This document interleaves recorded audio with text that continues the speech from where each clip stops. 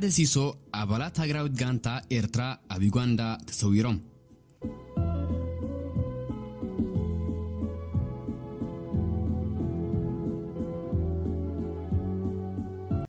ኣብ ሃገር ዩጋንዳ ዝካየድ ዘሎ ውድድር ሴካፋ ትሕቲ 20 ዓመት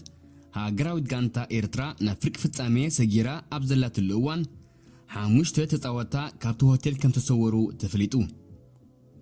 ብኣንጻባራቂ ዓወታት ንዛንዚባር 5-0 ብምርታዕ ናብ ፍርቂ ፍጻሜ ዝሰገረት ሃገራዊት ጋንታ ኤርትራ ዝቐጽል ጸወታኣ ምስ መዘና ሃገራዊት ጋንታ ኬንያ ኣብ ፉፋ ቴክኒካል ማእከል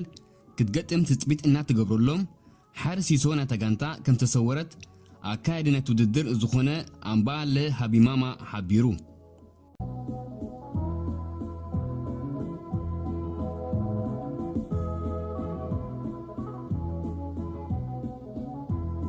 ገለ ኣስማት ናይ ተጻወቲ ካብቲ ሆቴል ዝተሰወሩ ምስ ንዕዘብ ድማ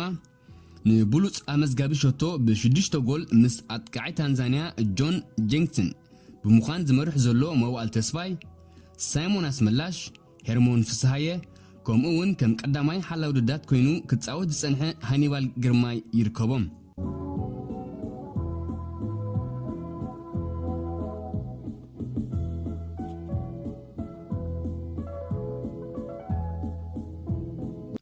ኣምባለ ብምቕጣል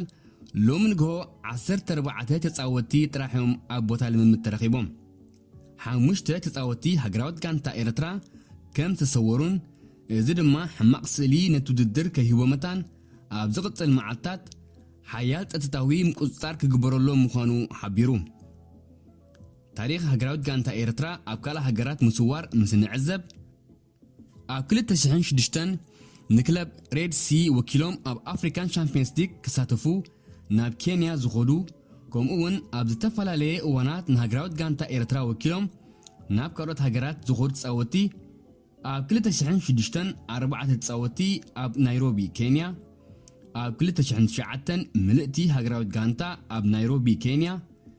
ኣብ 2010 13 ተጻወቲ ኣብ ሃገረ ታንዛንያ ኣብ 2012 12 ተጻወቲ ኣብ ሃገረ ዩጋንዳ ኣብ 2015 10 ተጻወቲ ኣብ ሃገረ ቦትስዋና ከምኡውን ካልኦትን ኣብ ዝተፈላለየ ዓውዲ ስፖርት ዝነጥፉ ብሰንኪ ፖለቲካዊ ጸገም ናብ ሃገሮም ምምላስ ከም ዝሓከሉ ናይ ቀረባ ተዘክሮ እዩ